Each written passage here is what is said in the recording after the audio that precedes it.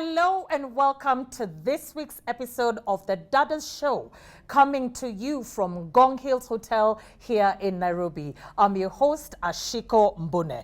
Now, the Dadas Show continues in its efforts to aspire and promote the spirit of sisterhood among the women of Kenya. And we do this by creating a very open and safe platform for women to discuss all issues pertaining to their health, their lifestyle, their work, everything that determines how they operate.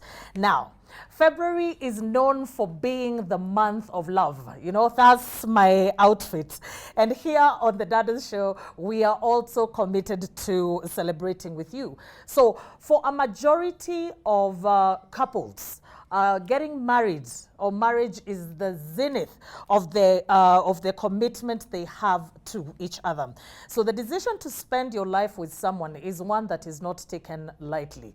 And of course, it takes a lot of work to make a marriage work. So in this two-part series, Celebrating Love, we shall get an opportunity to interact with couples who have given their mind, their body, their soul, and even their resources to ensure that their union prevail. We shall also interact with a counseling psychologist who will give us tidbits and her expert on opinion on how we too can get to have something similar, or at least the semblance of something similar to what my guests have. So as always, I encourage you at home to take part in this conversation by interacting with us on all our social media platforms. We always look forward to hearing from you. Give us your comments, your feedback, your questions.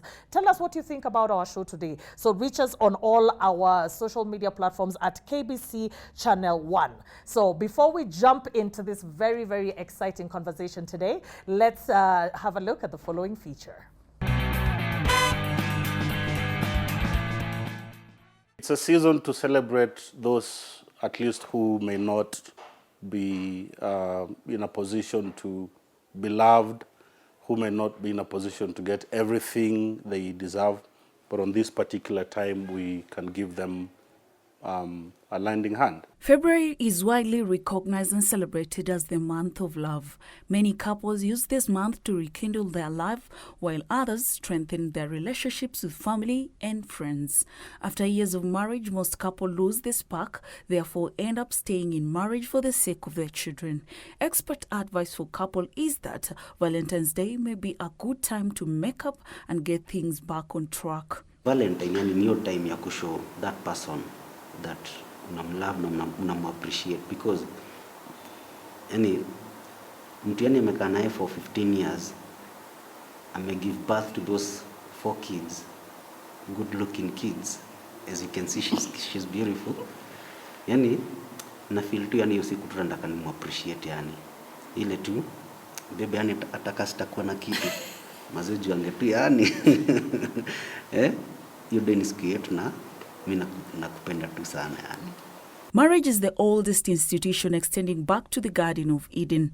According to the Bible, God made man, and then God made the woman, and afterward God brought her to the man. This making marriage ordained by God, it is of God and not man. Celebrating over a decade in marriage, the Kangedes have learned that there are many factors that makes marriage work and stand the test of time. I believe that love can grow. And love can also, love is like a destination, but it can go either way. What has sustained us is that our love has grown from, his story about how we met, he would say like it's love at first sight for him, at least. But that goes away after some time. What happened is, it grows with the time. You begin, because you get into a place where there is intimacy. You know a lot about each other. You know behaviors, things that even the family do not know about. But you still keep growing. You get to a point where there is commitment now. It's not only love and passion. There is that phase of just passion, nothing else, just passion, just loving each other hard. It's also a good, it's like a catapult. When you don't get to that stage, you want to be catapulted for the next few years. So in that stage of passion, you get so passionate about everything, even your fights are passionate. Everything is passionate. And then, but there is, an area where you get, it's, now love is committed, it's settled. Now, no matter what happens between you two, you know that we are in this together. So when there is mistakes, you know that I can't just wake up and throw this away. This is mine now. Like when I look at him, I say, this is my husband now. It doesn't matter what happens around or what will happen. This is my husband. And when you own it now, you are in that area of commitment. That's how you keep going year after year after year. Because when your love grows and you get to that point where you're settled, it's easier now. It's easier now because I'm not looking for options. He's not looking for options. Now we are settled. We're not looking, I'm not out there looking for his mistakes or wondering like, what can he do for me to live? I'm in that place where you say like, this is me now. It's not even us. Him, this is me now. where there's problem, I have to deal with them because this is me now. Yeah. In a month filled with gifts, poems, and other romantic gestures, it is easy to get a little anxious about whether you have found the perfect way to show someone that you care, and even worse for those that are single. There's so many things or activities you can engage in as a single person or even as a couple that would give meaning to the day. One, find a homeless person and just be good to them. You can go to a children's home and just love them, be with the kids. Provide. There's that neighbor who probably cannot afford a meal. That's an opportunity to extend a hand in love. And of course, probably on this time you're married and you have been going through rough times, surprise someone with a bouquet of flowers and some chocolate. It works miracles sometimes. In this month of love, be sure to celebrate it by spending quality time with most treasured relationships. Welcome back. As mentioned, I'm joined by two couples, but since it's the Dadas show, we're giving preference to the ladies who are going to sit right here next to me, and then the gentlemen will also be next to me, but they will be amongst the audience. So we're doing a reverse. Behind every great woman, there's a man in the audience, yeah? So, of course, right next to me is Mrs. Lichuma. Mrs. Lichuma and Mr. Lichuma have been married for 40 years. And I think just by sitting next to them, I'm in awe of, of that commitment. So karibu sana Mrs. Lichuma and Mr. Lichuma. Next to her, I have Mrs. Donga and Mr. Donga, who have been married for 5 years. Now, we understand about the slump of the 2-year mark. So I think it is also very worth accolades, if they've passed through the 2-year mark. And then finally, we have our counseling psychologist, Jacqueline Gathu. Karibuni sana.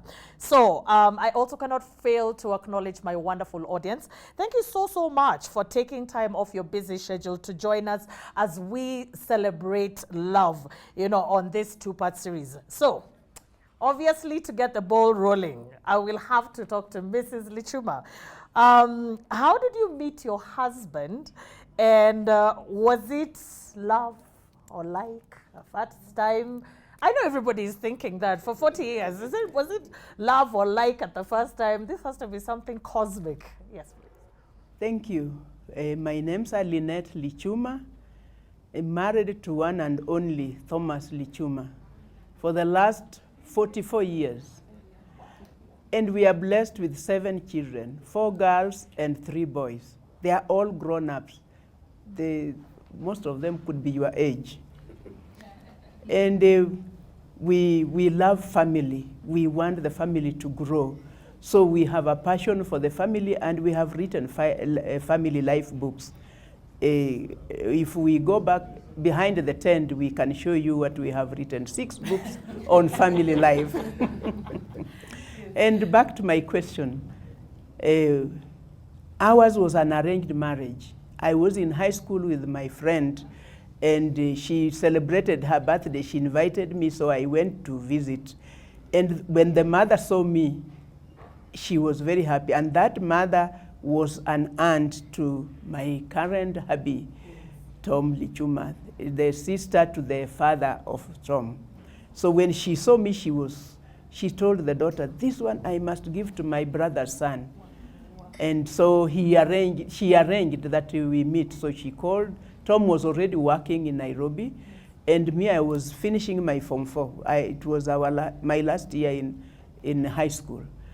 So she arranged, and we were called, and we met. And when I saw him, I said, yeah, I think I have reached. And the rest is history. Yes. Quite yes. literally. Yes. Wow. So, yeah, is there anything? No, but wait, I have so many questions. I have so many questions, especially like, what's your take on arranged marriage, considering that yours was arranged and 40 years later you're still together? I mean, what's your take on that before we move on to Mrs. Ndonga? I think it is the best, because you are being introduced to somebody who the one who is arranging knows both sides. They know the weaknesses and the strengths of the other side. And when we step on each other, we go to her, and she will tell me point blank that this you didn't do the right thing. And she will tell the man also, no, here you went wrong. It is better than where we meet in the streets. We don't know where we come from. Sometimes, this not arranged, you can meet your cousin, yes, and you think you have gotten a husband, and when you now go home, you start introduction, and the people in the rural areas want to know, where do you come from, where is your clan? And then when you say this, no, that is a cousin, and you have already gone very far. Yeah. So I prefer the arranged marriage, and I have never regretted. Oh, wow, that's wonderful. I mean, that's a very good story, especially when it comes to, in terms of all the question marks that come with arranged marriage. Now, Mrs. Ndonga, what about you? Were you also arranged for? Or what did you like, or what did you love about Mr. Ndonga, and how did the relationship start? Hello everybody, nice to be on the show. My name is Hilda Ndonga, and I am an MC, a journalist, and a recording artist. And I have been married for the last 5 years to one Paul Ndonga.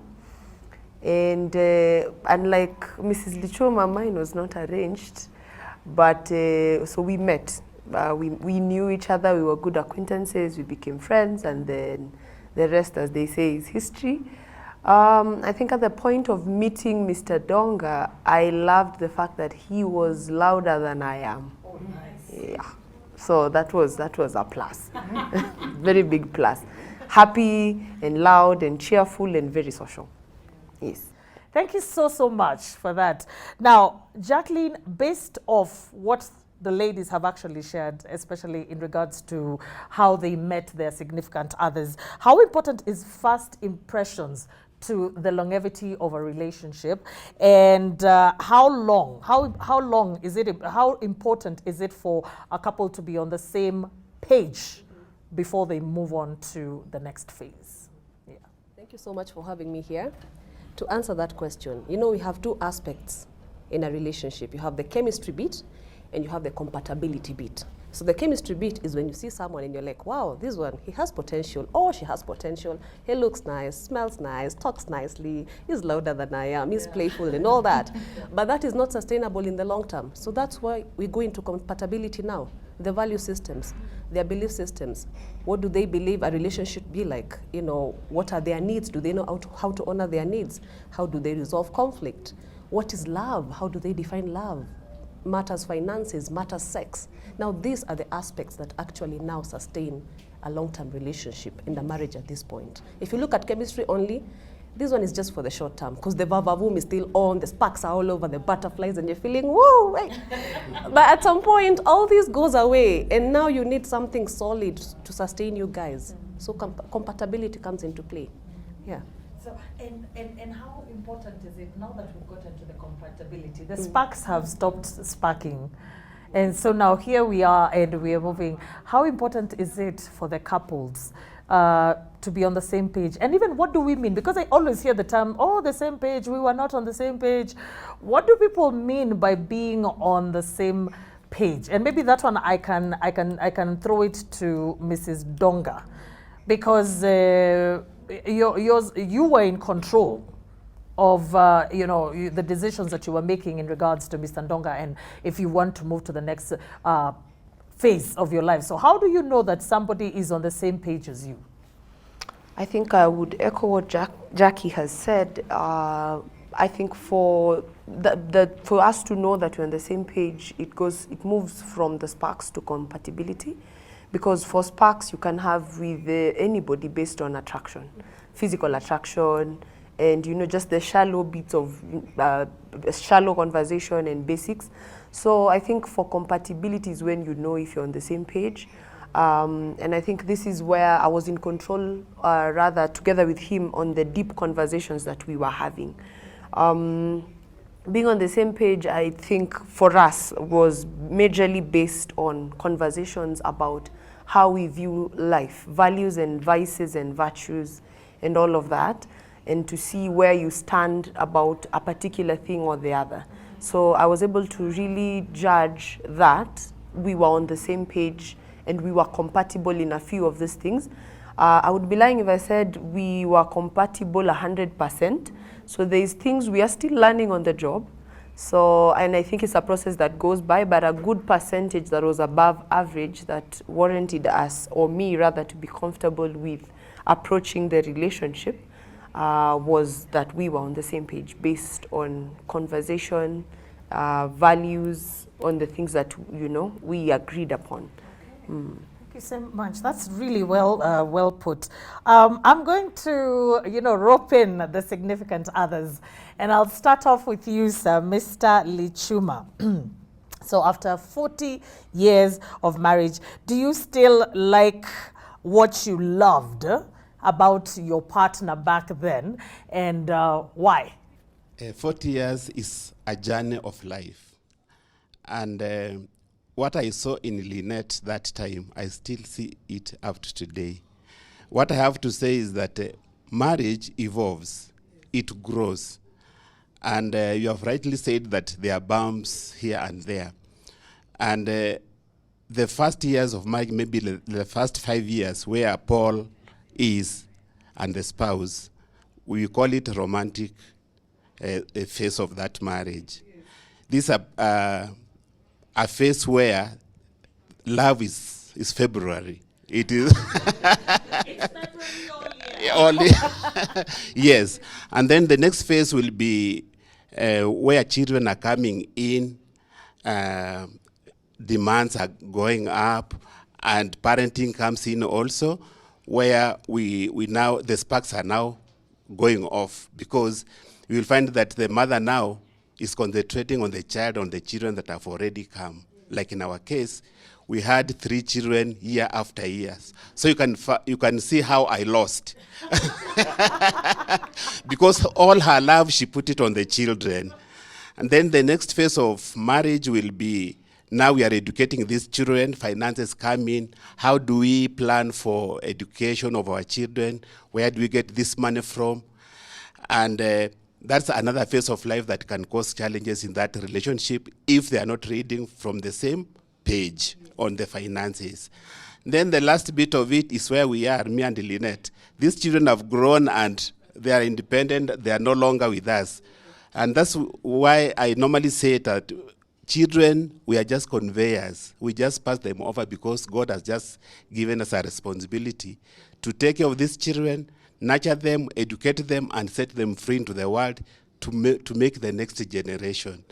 So what has kept us together is, number one, our attitude towards each other.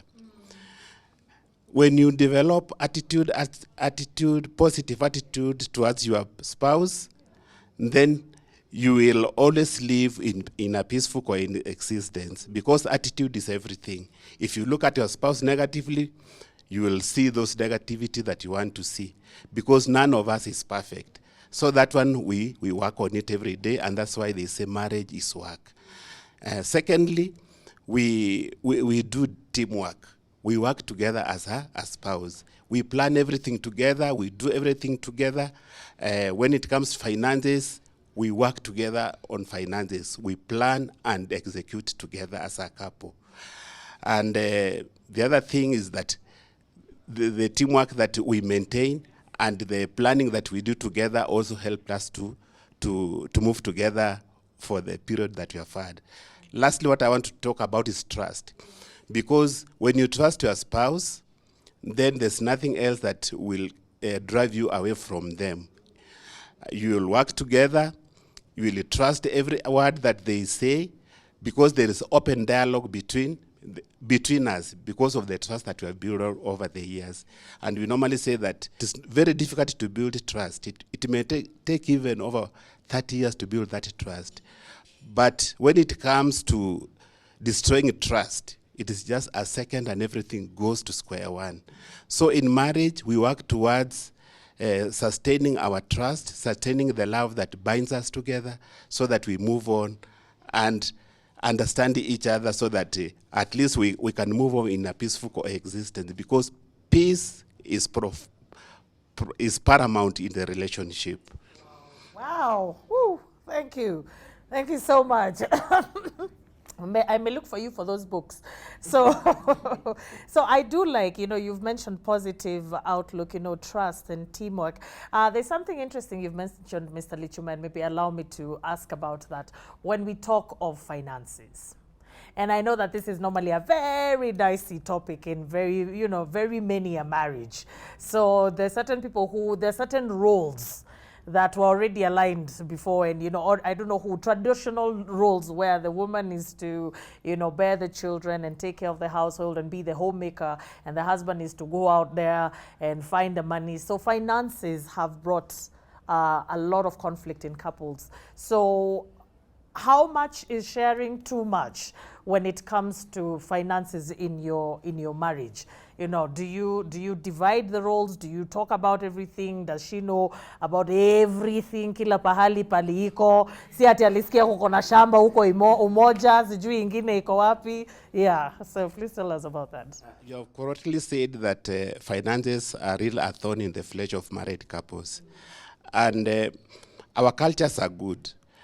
As you have just said that our parents, the men, their work was to look for what to give to the family. That is provision and protection of the family. The mother used to stay at home and take care of the home and the children. But we have to agree that in this century, things have changed. Our girls are educated. And when you get education, it's not for sitting in the house and taking care of the children and the rest. You have to go out also and work and exercise what you learned, because that's the one way of building the nation. So you find that the dynamics of marriage as far as finances are concerned have changed. How you handle them as a couple will be of great importance. Like our case, we decided that we are going to deal with finances together. And our finances came from salary. Actually, salary. We didn't involve ourselves in business. But right now we know that some spouses are doing business, others are employed, they're bringing in money, and all this money comes back to the family to sustain the family and maybe the education of the children. So what do we normally ask ourselves? This money that we bring to the family, whose is it? Is it mine, the one who brings? Is it hers, the one who brings more? Because some ladies are even earning more than us now. How do we feel about this? Are we happy that they're earning more, or we are sad because I'm the man of the house and my wife is earning more? So what we always advocate for is that when we take finances as belonging to the family, then we shall have less problems. Because any money that comes to the family, we pool it together and then make our budget and spend it in accordance with the priorities. And if there's no balance, we move the other demands to the next month. So the money belongs to the family. Unlike where some couples will say that we allocate roles. Let's say you will be given the kitchen. That kitchen is so hot and expensive. And you expect your partner to meet the demands of the kitchen, and yet her salary is so little. You see, now you'll encounter problems, you'll not eat well, things will be missing, and so on. Or I'm earning less, I'm the one who is supposed to provide. And then my roles are to pay rent, maybe water, bills, school fees. And then you find every child has been chased from school, the bills are not paid, the power people have disconnected our water, our electricity, because we are not communicating. And yet my wife has so much and her account is growing and so on.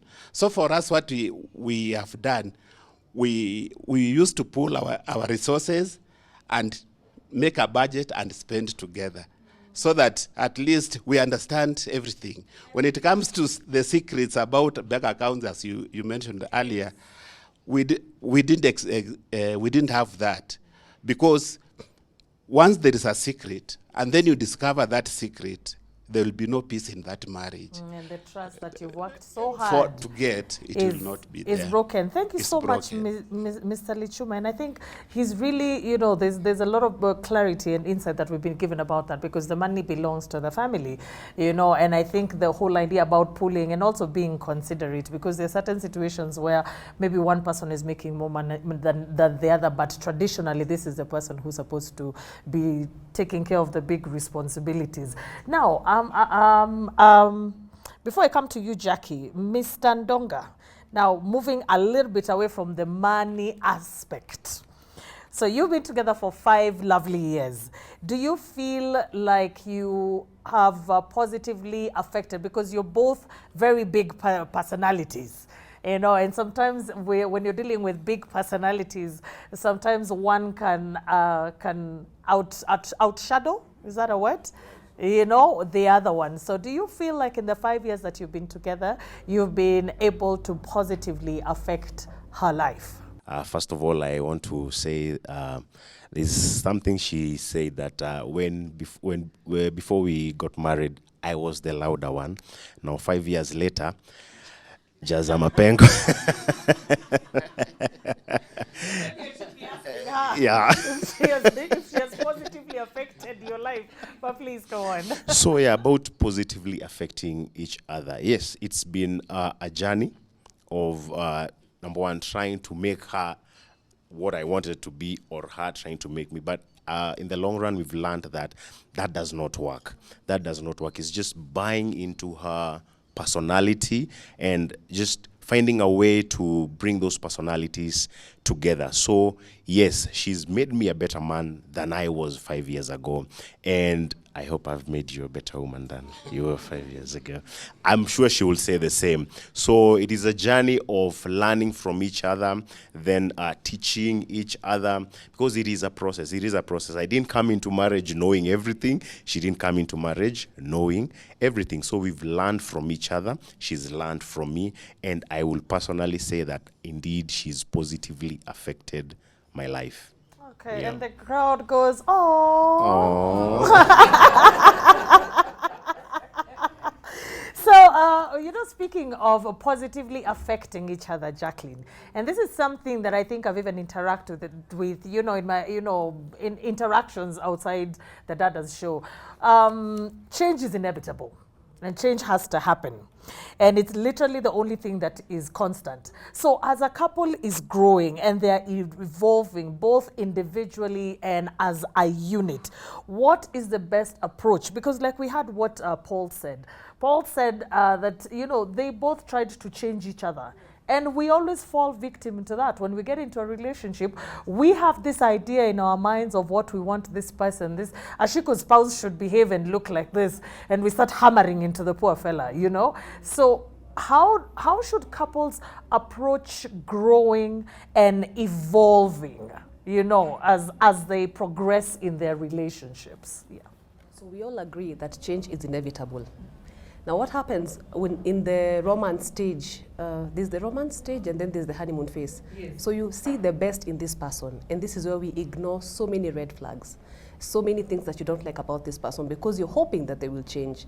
Women mostly, we are guilty of this. Yes. Yeah, like, you know, there's something you don't like about this specific person, but you're thinking, along the way, I will love him into changing. I will treat him right until he changes. There's nothing like that. That doesn't work. So once you accept that this person is as they are, and you've tried giving them feedback, you know, because feedback is important. You can't be in a relationship with someone and you're not able to have these deep conversations. So there's something you don't like about this person, please bring it on the table. Don't keep quiet and expect them to know that you don't like this and that, or you want them to change this and that. Tell them. If they change, well and good. If they don't, well and good, because you cannot force somebody to change. They will only change because it benefits them, not that it benefits you. In the event they change because they want to please you, it's short term. And the cycle begins over and over again. And you'll hear so many people complaining, oh, he's always doing this, she's always doing this. It's like a groundhog kind of day, because they are not ready. Yeah, but if you're decent enough and bold enough to have these conversations, then you'll accept, hayuko ready, ako ready. Nani sawa tu. So before we go for for our break, and then we come back to my favorite part of the show, which is a question and answer session, Mrs. Lichuma, after 40 years, because now everybody's looking at you like the Mwakenya of how we should do this thing. To be honest, the ladies at home are all wondering, sasa si huyu atuambie. After 40 years, in your opinion, what are the secrets to a happy marriage? I know there could be 40 secrets for every year, but just give me maybe like 5, you know, if you have some. I will mention 5. The first 3 are 3 C's. Yes. Communication. Communication when you start, the way you started when you were dating, the way you talked so freely, understood each other, you longed for each other. So you keep communicating even as you grow old. The second one is commitment, that we have gotten into this, I am not going to move away. It is not stepping one leg in and one out, that let me try and see if he doesn't do what I want, then I will go. No. Yes, so it is commitment, being committed to this marriage. The third C is cooperation. We all were brought up in different areas. We came with the full teeth, 32 each one of us. So the way she said, we cannot change each other. Then we have to agree to cooperate. That if there is something, I say, I'm looking at a glass of water and seeing it is half empty, he's saying it is half full. I don't have to insist to say it is half empty. Let us agree. Let us move on and agree that we have to do my way or his way. Then the other 2 are love and respect. That women value love. When you love your woman, they'll do everything they want, that you want them to do for you. And for ladies, what men value is respect. When you respect your husband, that love will automatically come. Wow. Hey, I hope you've had for my people here and my viewers at home. So we're going to take a very small break, and then we'll come back for the question and answer session. Don't go far.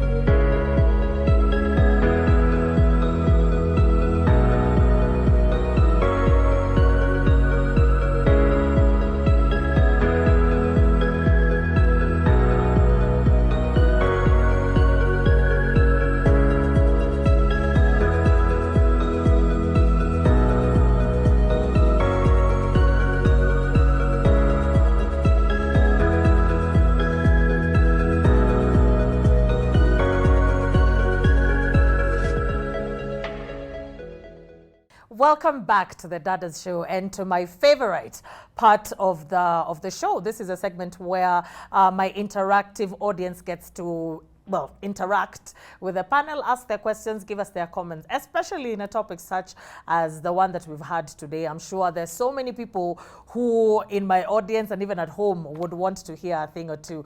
And as always, remember, we also pose a question and answer session for you at home. So please feel free to drop your questions, your comments, your feedback on all our social media platforms at KBC Channel 1. You can obviously use the hashtag MarriageWorks. So to get us started, we have a question from Miss Glory. My question goes to Mrs. Lichuma. I hear people saying that when you are used to someone, you are so familiar to him or her, the respect goes down and the love. So how did you cope with your spouse for 44 years? Wow. That's actually a really good question about when we touch on familiarity breeds contempt. Yes, Mrs. Lichuma. It is true that if you assume that you are now together for so long and so you are used to each other, you will lack respect for each other. But for us, the way we said, with the way Tom said, that the attitude, every morning as we wake up, we have that attitude of being positive to each other. And secondly, love is lived every day. On waking up, I decide that I will love him, irrespective of what happened between us yesterday or last night. I will still love him. With that, then there is no that thinking that now we have stayed together, so I don't really have feelings for him. And the way we do our things together helps us to always remain connected. Yeah. Wow. Hey. Okay. So the next question is from Chep. Chep has a question for Paul. Thank you very much. So me have a question for Paul. They have said they're working the same job together. So how are they coping up with that? Yeah. That is a very good question. Now, this is where now the ability to separate the boardroom and the bedroom comes in.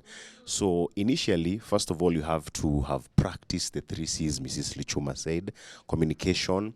For us, we call it just friendship. You have to have a very good relationship in terms of friendship. And there are times that you didn't have timelines. Maybe you have an issue, you need to go to work, you haven't resolved it. This is now where your maturity comes in, where you first of all talk to them and tell them, okay, this and this, I didn't like this part, but now we have to go to work. Can we talk about this later? Na mkienda kazi, you just do it very happily. In fact, the fact that we work together, you go to work, actually the work ina turn out tu kwa mzuri sana, so it becomes easier now solving that issue. It's an issue, yes, working together, but it also plays in the maturity part, the practicing the 3 C's and the friendship. You have to be friends first, just to know that she didn't do it on purpose to hurt me on purpose, and maybe I didn't do it to hurt her on purpose. So you have to separate the boardroom and the bedroom. Yeah. That's good. So, she doesn't look at you badly during the events if you came home late. We won't be paid. We won't be paid. Priorities. Oh, gosh. Well, that's really good. That's a good question, and that's a very well answered, Paul. So our next question is going to come from Kendi. Miss Kendi has a question. Thank you. My question goes to Jackie. I would like to know what are some of the questions that you're supposed to ask in the beginning of the relationship to make sure you don't miss out on the qualities or red flags that you should have seen at the beginning of the relationship. I second that question. Can people second motions, What are some of how do you ask so that you can be able to decipher between the rice and the chaff, No, it's a valid question because I think nowadays we have the talking stage. I'm hearing there's the talking stage where people are getting to know one another. And then there are some questions, honestly, you cannot ask on the first date. But you can just, on the first date, you can basically ask someone, what are you looking for? Because to be honest, we are in a liberal world and people are looking for different things. So do not just assume because you've gone for coffee or dinner with a person that they want a relationship with you. So once they tell you they want a one-night stand, or they want a friendship, or they want whatever it is that they want, then you can decide. And then as you continue dating now, these questions of what's your ideal relationship like? You want to understand previous relationships they've had. How are they? Which one was the most impactful for them? What did they like? What did they like? Watch out for that person who's talking so negatively about their previous partner, because it will tell you a lot about the specific person. Ask them if they know their temperament and personalities. Most people don't know. Ask them from their own assessment, were they raised from love or survival mode? Honestly, most people out here are raised on survival mode. They don't know how to love, so they don't even know how to love you back. Understand, their conflict resolution skills on a scale of 1 to 10. When you guys have issues, how do they get resolved? Are you guys sweeping things under the carpet or you're talking things out? Understand finances. If you guys are going, to do this in the long term, are they going to be the provider, or they want to split 50-50? These are things that people tend to ignore and they come to bite you later. If they believe in 50-50, well and good, because there's no one size fits all. If they believe that he's the provider and then he will specify the roles that he wants you to play out, you guys will agree to disagree and then get to a certain point. Yeah, so these are just some of the questions that you can ask. Oh, children, oh my gosh, how could I forget this one? If you're doing this in the long term, children will come into play. Some people don't want children. Don't just assume. Because kuna chemistry and compatibility, the children must come. Yeah. So what will happen if you guys don't have children? Or they want, and are they even interested in that department? Yeah. No. This sounds like a lot of work. Yeah, I'm leaning more to Mrs. Lichuma's way of doing stuff. Let's go meet people, put you together in the house and say, leave. Now leave. Yes. I admire this kind of union, but there's no one size fits all. Yes, and I think that's very key about what Jackie said, and that there's a reason why, if of course we had more space, we would have gotten more couples in here, because I think the fact is we wish to continue to reiterate that there's no one size fits all. So, next we have a question from Daratu. My question goes to Mrs. Lichuma. In marriage, there are a lot of bumps. So how did you manage to overcome them? How did you manage to solve the problems in your marriage? Thank you for that question. It is true that a marriage is not a bed of roses.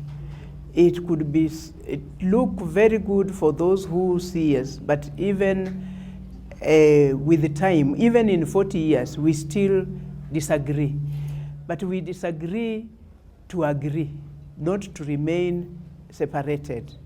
So whenever there is a problem that we have to talk about it, let us sit and talk. Sometimes he can make a mistake and he doesn't know he has made a mistake. I am the one who knows it's a mistake. If I don't tell him, he will not know. So I have to communicate. Here, I think it was not the right thing. And the way I am telling him is not that I'm shouting at him like a child. I have 7 children, and with the 7 children, you get used to shouting at them to make them toe the line, that you make the father also to become like. So when it comes to him, I have to change the tone. So the way I handle him and the way we handle our issues, we will always have problems. In marriage, I can see maybe all of you are not yet, except as the couples. There is something called nil by mouth in the marriages. When couples don't talk, it can take 1 day, 2 days, but we encourage couples that it will happen. It is not African only, it happens to all, young, old, Wazungu, the Asians, all races. Nil by mouth will come, but how long does it take? You have to take the shortest time, before you come back to each other to talk to each other. So we shall disagree, but we will talk and come back to each other and continue our honeymoon. Oh, well, that's nice. I hope your question has been answered there too. And so we have one more question from Mr. Hamilton. Thank you. So my question is, how do you know, like, you've chosen the right person? Because there is this scenario yenye mimi nimeisikia inaitwa bait and switch, whereby people want to get married. People want to get married. So you might find yourself in a situation where uko na msichana, but then she acts like sugar and spice, everything nice, yani, so that you get to marriage.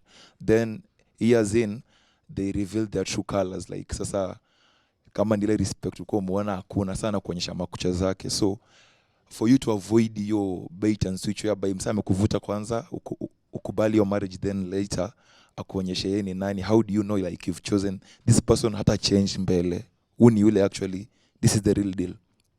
Yeah. Oh, wow. Hey, first I've learned a new term. How many people knew about the bait and switch? You knew. Well, you didn't tell me. Like, bait and switch. Wow. Okay, then. So, Mr. Lichuma, please, let us know, how do you know from your vast experience? What I have to say is that there is no perfect human being. There's no perfect wife, there's no perfect husband. So, when you are dating, your behaviors are different. When you get engaged, that's towards the wedding day, you also keep on changing. Now in marriage is where we show our true colors. I have found you, and now you are my husband, my wife. I can now tell you exactly what I want to say, and I can show you who I am. That happens in the marriage. And you find that the little things that you used to ignore while dating or in engagement, they now come up in full swing. But we have to understand that all of us are human, and human is to error. What will be important is the communication you have with your partner. The temperaments that you have, how do you treat your partner? Do you have the caring attitude that love calls for?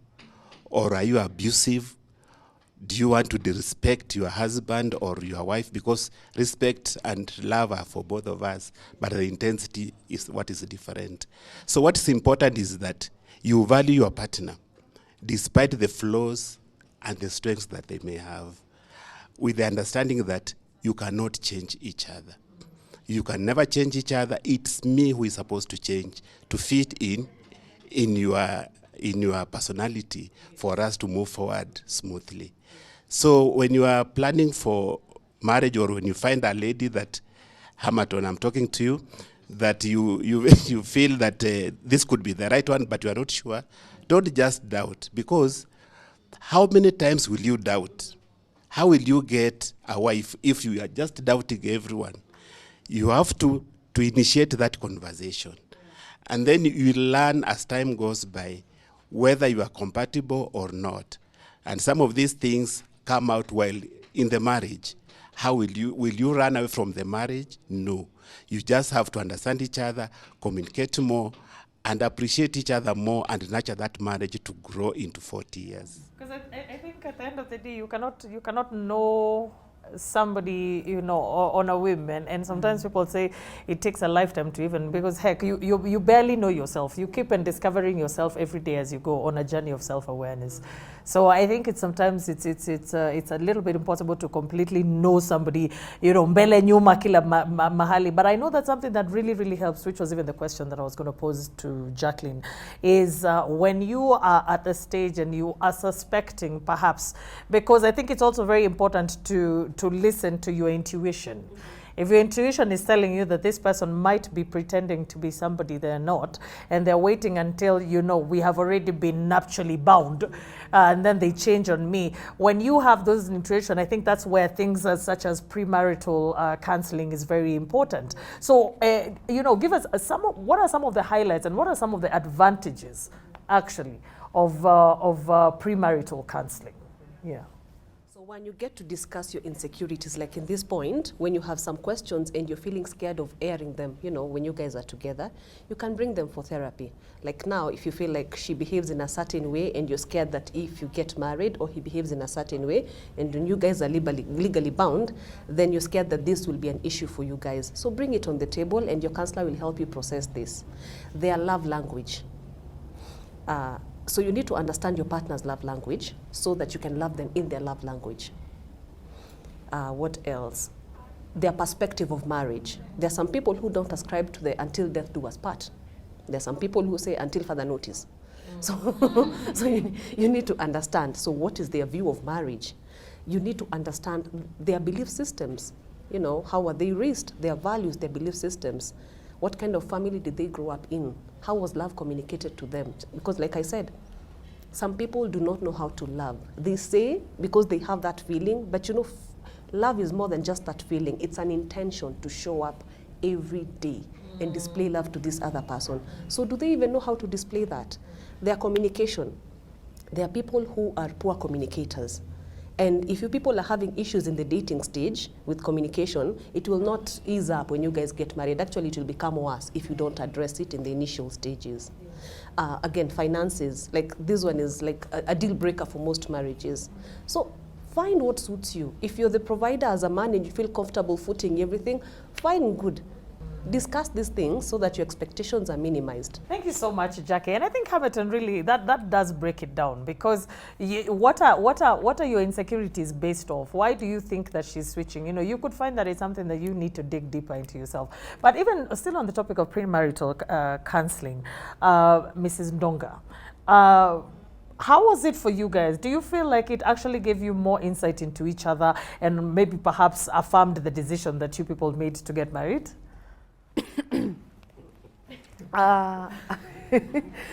We laugh because we were among those people that missed the premarital stage. Yes. Not because we didn't want to, but because, you know, when you're young and you're planning a wedding and you are getting into marriage, and so we thought that it was an option that is obvious. Unfortunately, we were not as lucky to have the premarital, but I can tell for a fact that I know that it is very helpful. This I know because we have had the privilege of standing behind other couples as they're going through as their best couples, and one of the requirements is to have your best couples attend one of the sessions with you. So, and we were like, tulingia kavu, but this thing actually helps. So what we've done actually is we have tried as much as possible to enroll in, I don't know if that's a word, Jackie, during marital counseling. So we are, yes. Like for instance, I'm very interested in reading Mr. and Mrs. Lichuma's books. Maybe after this, we are very intentional about being in spaces where people are teaching about marriage, counselors and books, and because we never got that as we entered. And so yes, to answer your question, I think it is very, very important. However, if you're not lucky enough to have, or mumejikuta, you know, some marriages start at that point, ya tumejipata. So all is gafla bin vu. Shortly did I know that I was married. So all is not lost. Yeah. I thank God that there is a lot of platforms that there is the during marital nowadays. Yeah, so very helpful. Yeah, that's actually really good. And I do have to commend you, because I think the problem is most people will begin the premarital counseling, and after they get married, they abandon that. And for me, I feel like for those who are married, you know, I mean, this is my 2 cents. I feel like for those who are married, it would be very advisable to, you know, keep going and keep checking in with each other, because as we said, day by day you change, you evolve, you grow, you find out new things about each other that you're like, Allah, sikuwa najua huyu anakuanga hivyo, guys. Sasa, what do we do? Anyway, my dears, we have come to the end of today's show. And to be quite honest, it's been an eye-opener, and I hope it has been an eye-opener for you as it has been for me. My takeaway from all of this, from all the conversations that we've had with Mr. and Mrs. Lichuma, Mr. and Mrs. Ndonga, and of course Jacqueline, is maintaining a long-term healthy relationship is never easy. But communication and checking in with each other and your partner will allow you insights on each other. And of course, it can lead to a long and a fruitful relationship. So of course, even for you people at home, if you've learned something, you know, a thing or two about from our couples today, from our counselor today, and of course, from the conversations and the questions that we have been asked, we urge you to share with us on our social media platform at KBC Channel 1. You know, give us feedback. What did you think about today's conversation? What other conversations would you want us to have? What situations would you like us to shed some light on? And of course, we will reach back to you, we will explain to you, we will interact with you, because we are definitely here for you. So on behalf of my wonderful team at KBC Channel 1, our location partner Ngong Hills Hotel, and myself Ashiko Mbune, I wish you a loving week. Until next time, bye-bye.